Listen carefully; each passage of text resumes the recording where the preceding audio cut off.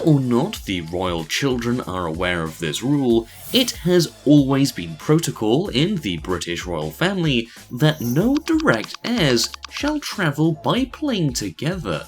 Since Prince George is the first child of the Duke and Duchess of Cambridge, he is third in line to the throne, and his sister, Princess Charlotte, is fourth in line to the throne.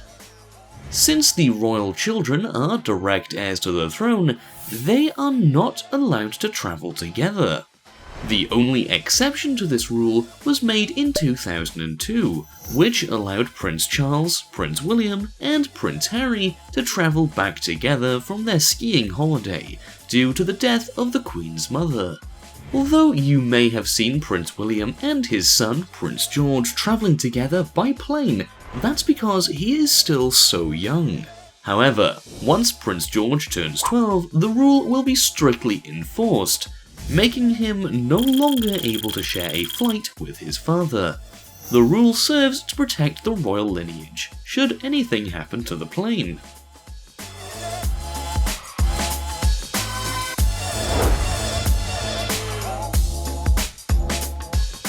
As a member of the British royal family, language and culture is very important, as the royals spend a lot of their time travelling the world and meeting new people.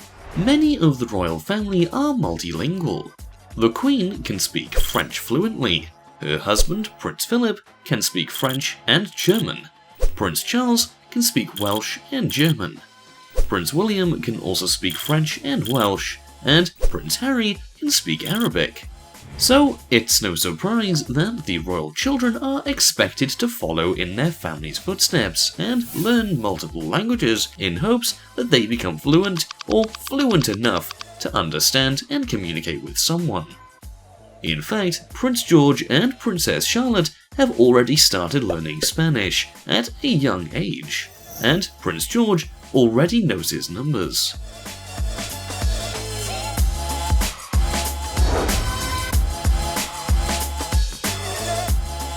On Christmas Day, most children are used to getting up very early and opening their presents, to only find a Lynx Africa gift set.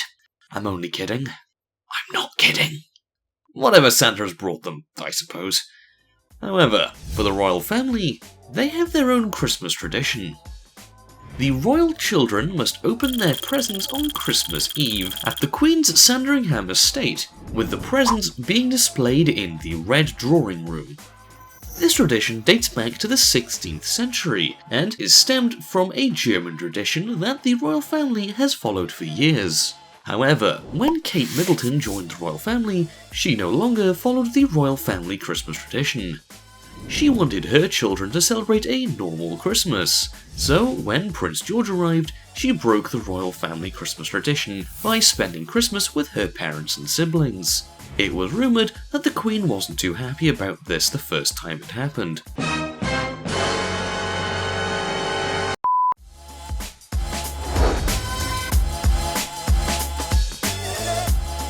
The royal children have a lot of strict rules that they must follow, such as having good etiquette, good posture, a dress code.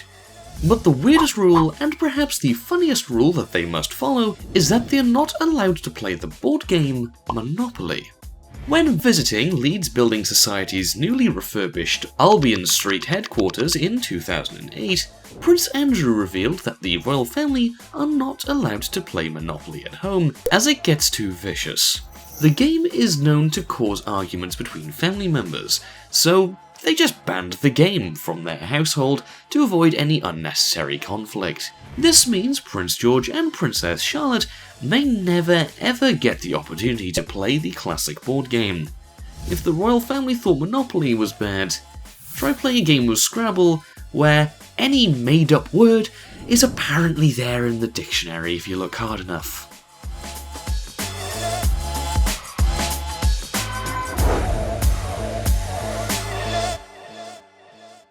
Picture this. You're eating a nice, big, juicy steak, and about halfway through enjoying this delicious, perfect steak, you suddenly have to stop eating. Well, That's what the royal children might have to go through when eating with the Queen.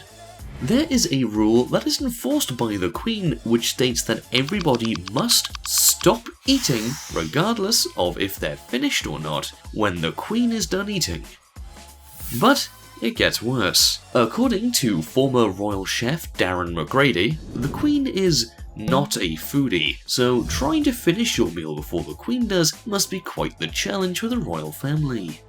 I can't imagine how the Duke and Duchess of Cambridge must feel when trying to get Prince George and Prince Charlotte to eat their meals before the Queen does, because in reality, kids don't always eat what they are given, and when they do, they need a lot of convincing.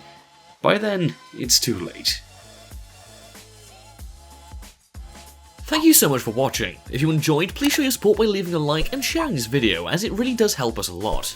Don't forget to comment below too, and we will pin up the best comment. And if you haven't already, please subscribe and turn on notifications so you never miss a video from us. Lastly, for daily facts and more, follow all of our social media accounts, which are on screen and in the description. Thanks, and until the next video.